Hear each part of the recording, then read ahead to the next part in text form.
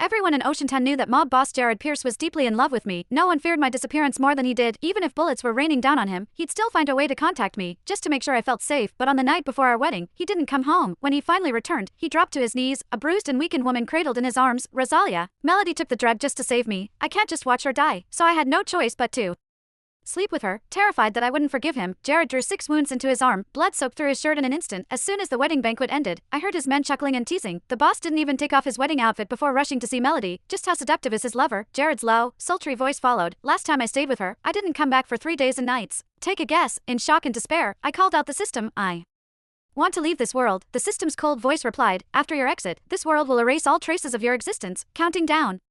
7 days. Chapter When I came back to my senses, Jared Pierce was hurrying toward me with his men. Rosalia, there's an emergency in Oceantown. We need to head over right now. He pulled me into his arms and gave a gentle kiss to my forehead. Baby, I'm so sorry. I'll make it up to you when I get back. I wiped the spot where his lips had touched, my face impassive. That same mouth had kissed Melody more times than I could count. Seeing this, Jared froze, panic flickering across his face. He gripped my hand tightly. Rosalia, are you angry at me? I know it's our wedding night, and I shouldn't be leaving, but this is urgent. I don't really have much of a choice. As I looked at the man I had loved for 7 years, I suddenly felt like I didn't know him at all. One moment, he was lost in memories with another woman. The next moment, he could put on a show that he was deeply in love with me. Jared, let's get a divorce. Jared froze at my words. He stared at me, pain in his eyes. You're still upset about Melody, aren't you? She took a bullet for me once, and this time, she was poisoned with that kind of drug just to save me. Shouldn't I help her? We agreed to let the past go. Right, it's our wedding day. Though his tone was meek, every word defended Melody. I almost laughed. So, he was aware that today was our wedding.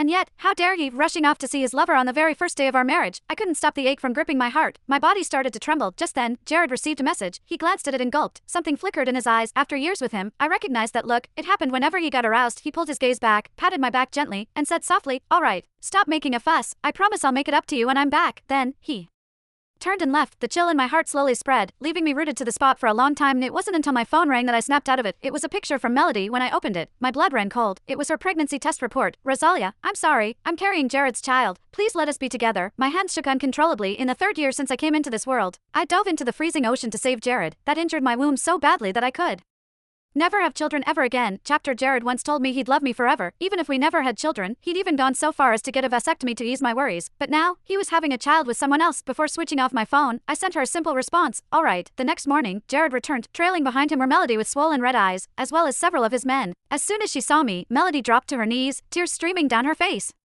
Rosalia, I'm sorry, I shouldn't have sent you that message. Jared said I can only keep my baby if you agree to it. Please, I'm begging you, let me keep my baby. As she spoke, she banged her head against the floor, and soon blood was trickling from her temple. Jared glanced at her, his eyes full of distress, but in order to get my consent, he held himself back from helping her. One of his men stepped forward first.